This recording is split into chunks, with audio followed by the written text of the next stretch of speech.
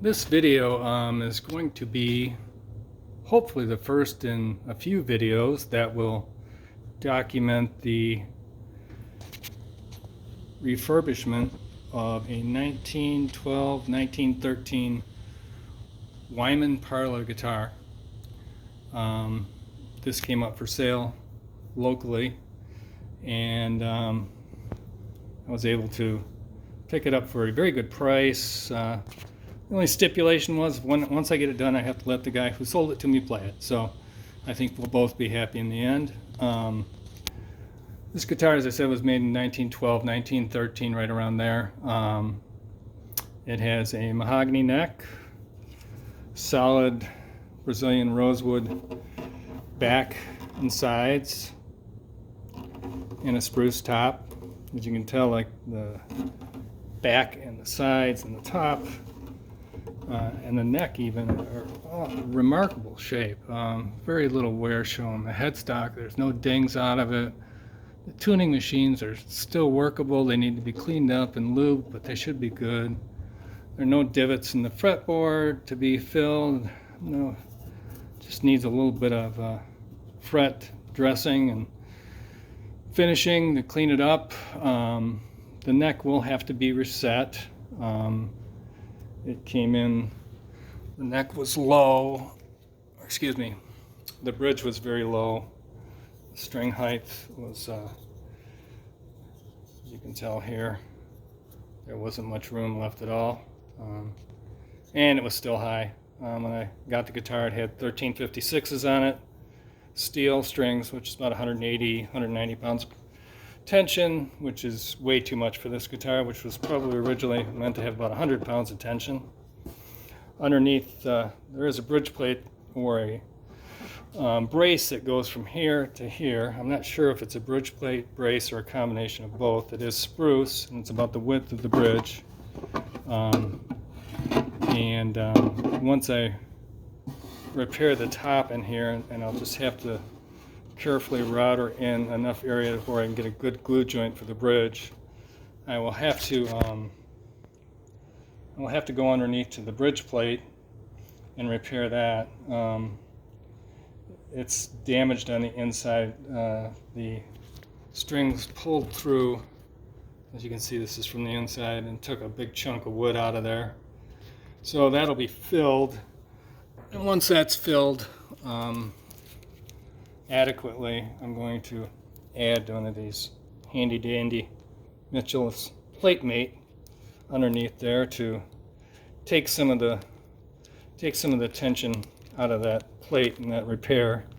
This just sticks on with two-way tape so it can be removed and the guitar can remain authentic, but in the meantime it will have adequate support for the strings, I hope.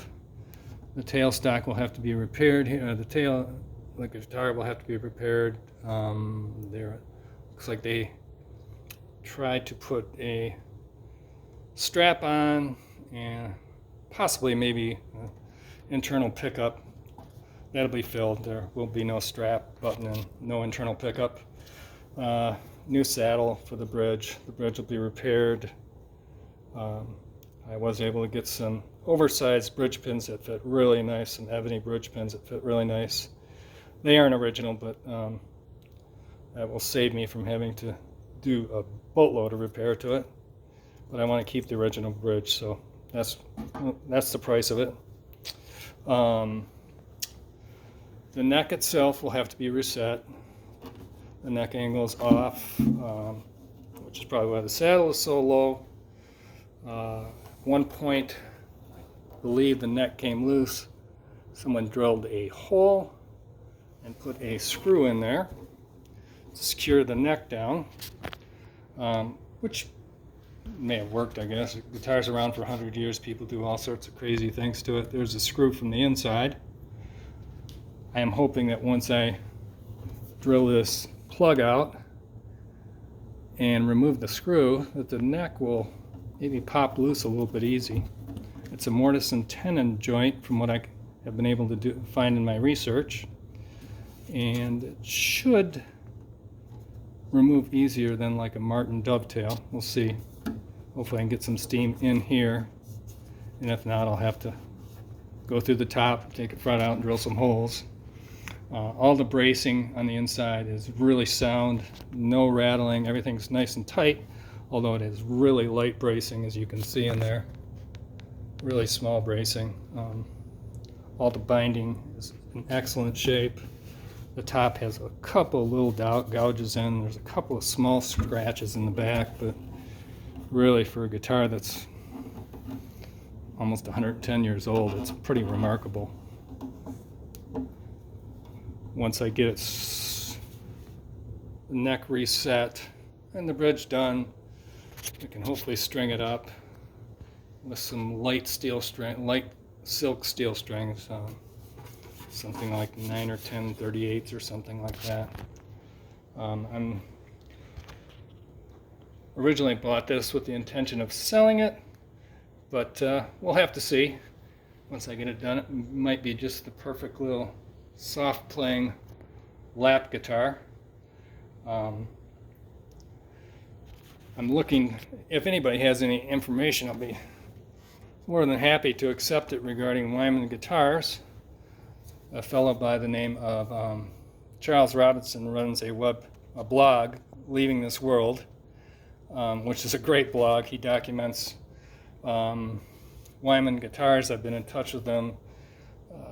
He shot an email right back to me the day after I sent it to him, and he's been very helpful and informative. And so I'm still looking for all the information I can get on this guitar. I do know by looking on eBay and the different various guitar selling sites that this guitar in good shape is a very valuable guitar. It was very well made in the day, and it was very comparable to the Martins of this size that were made. It should be a fun little project. And again, any suggestions would be welcome. And as we finish the first part of the project, I'll come in with the second video to let you know what I've done and where I am and how it's going. Thanks.